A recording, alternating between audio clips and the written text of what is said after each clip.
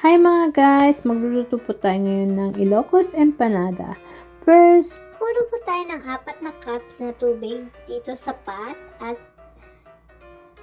habang pinapakulo natin, pwede na rin po natin lagyan ng konting panlasa.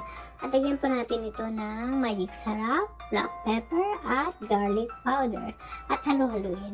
Pagkatapos nito ay lagay na rin po natin konting cooking oil at ilagay na rin natin, ibuhos natin ang rice flour at halu-haluin. At ilagay na rin po natin yung aswete or anato. Gumamit po ako ng hand mix para i-mix yung dough at inilagay ko po na sa loob ng fridge ng 2 hours. Pwede po rin overnight.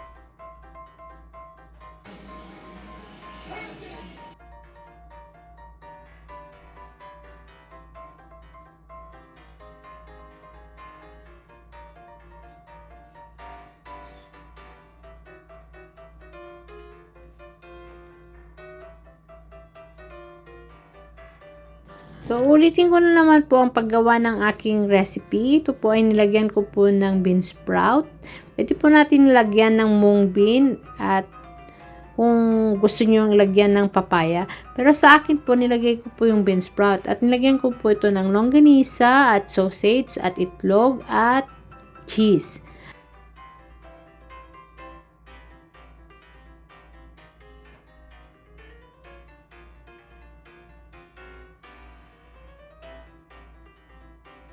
Create lang po tayo ng cooking oil at ayan na po guys. Habang kumukulo, pwede na rin pong ilagay yung empanada at prituhin po natin hanggang maluto. So ayan po guys. Sana nagustuhan nyo itong recipe na to at pwede po nyong i-try. Kung gusto nyo pong i-try yung aking recipe, i-comment lang po nyo ako kung gusto nyo yung recipe.